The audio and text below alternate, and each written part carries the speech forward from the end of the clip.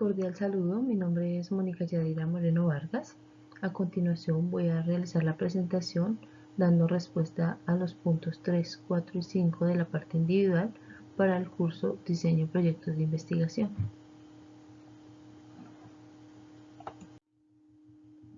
El primer punto, el punto 3, nos habla de la variable independiente, donde se pide que se explique de qué se trata el grado de manipulación de la variable independiente y cuáles son los grados de manipulación. Bueno, pues tenemos que la variable independiente tiene dos grados: el nivel mínimo de manipulación, el de presencia y ausencia de la variable independiente, y cada grado de manipulación involucra un grupo en el experimento.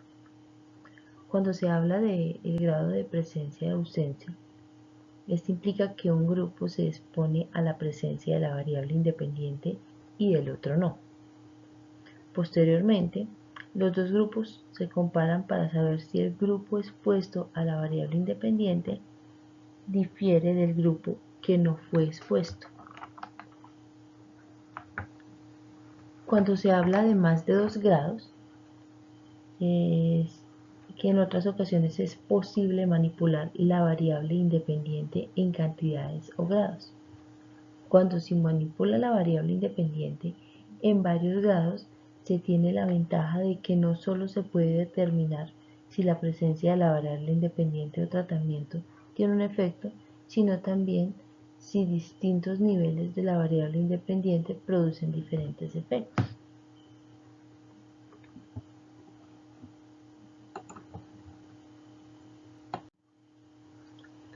Es importante tener en cuenta que cuando se va a manipular una variable, es importante especificar qué se va a entender por esa variable en el experimento, es decir, tener una definición operacional experimental. Trasladar el concepto teórico a un estímulo experimental.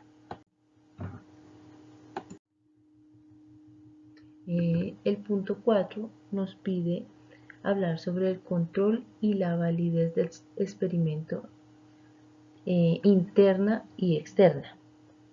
Entonces, pues es importante primero definir qué es un experimento, ¿cierto?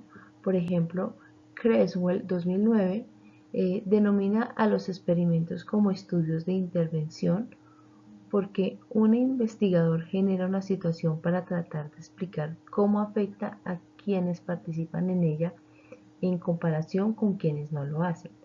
Es posible experimentar con seres humanos, seres vivos y ciertos objetos. Los experimentos manipulan tratamientos, estímulos, influencias o intervenciones denominadas variables independientes.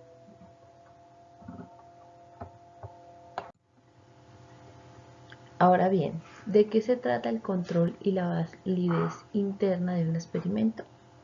Pues en el experimento se observa una o más variables independientes que se hacen variar a las dependientes. La variación de las últimas se debe a la manipulación de las primeras y no a otras causas, es decir, que la variación de las variables dependientes depende de las variables independientes. Cuando hay control, es posible determinar la relación causal. ¿Y cómo se alcanza el control del experimento? Pues cuando se sabe qué ocurre realmente con la relación entre las variables independientes y las dependientes. Cuando hay control, es posible determinar la relación causal, es decir, que lograr el control en un experimento es retener la influencia de otras variables desconocidas en las variables dependientes. Entonces, bien, ¿cuál sería la función de la validez externa de un experimento? Pues entonces se tiene que esta se refiere a qué tan generalizables son los resultados de un experimento, a situaciones no experimentales, así como a otros participantes, como poblaciones. ¿Y cuándo un experimento tiene validez externa? Pues bien, cuando los resultados tienen una extensión y forma en que los resultados de un experimento pueden ser generalizados a diferentes poblaciones, lugares, sujetos, etc.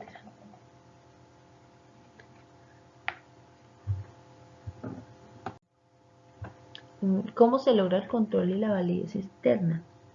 El control es un experimento que logra la validez interna mediante varios grupos de comparación y la equivalencia de los grupos en todo, excepto en la manipulación de la o los variables independientes.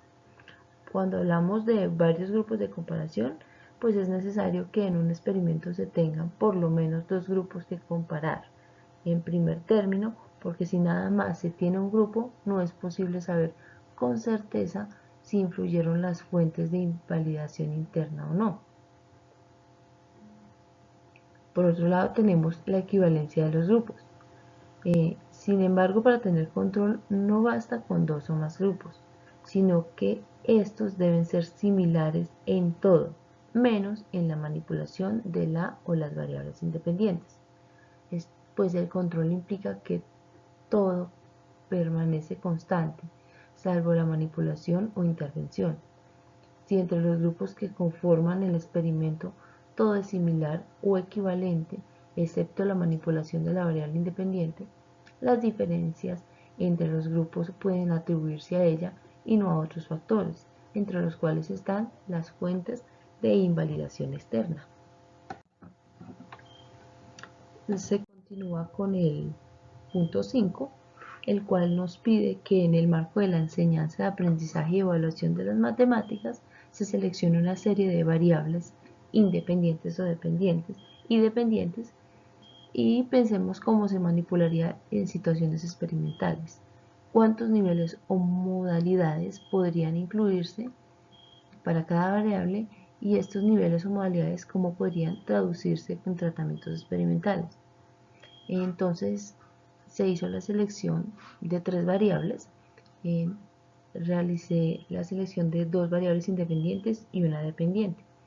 En este caso, las variables independientes serían aprendizaje de las matemáticas con el uso de las TIC y otra variable independiente sería aprendizaje basado en la resolución de problemas.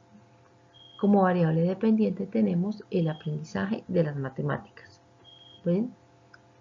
Como se pide que se tengan niveles o modalidades, en esta oportunidad se tienen 4 niveles, los cuales son presencia, donde se expone el aprendizaje de las matemáticas con el uso de las TIC, presencia, donde se expone aprendizaje basado en la solución de problemas, presencia, donde se expone el aprendizaje de las matemáticas, y ausencia, donde no se pone ni aprendizaje de las matemáticas con el uso de las TIC, ni el aprendizaje basado en la resolución de problemas.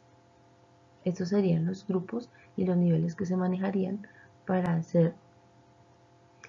incluir cada variable. El nivel de ausencia 0 de la variable independiente se pregunta si se tiene. En esta oportunidad sí se tiene, ya que tenemos 4 niveles, 3 de presencia o exposición y 1 de ausencia. Se dice que el nivel 0 de la variable independiente es la ausencia de estímulo, es decir, un grupo de control. En este caso tenemos en estos 4 niveles el nivel de ausencia, ya que no se cuenta ni con el aprendizaje de las matemáticas con el uso de las TIC, ni con el aprendizaje basado en la resolución de problemas para el aprendizaje de las matemáticas, lo que dice que sería un modelo tradicional donde no se emplearía ninguna de estas dos variables, sino que se implementaría únicamente el aprendizaje de las matemáticas tradicional. Comparto las referencias bibliográficas y muchísimas gracias por su atención.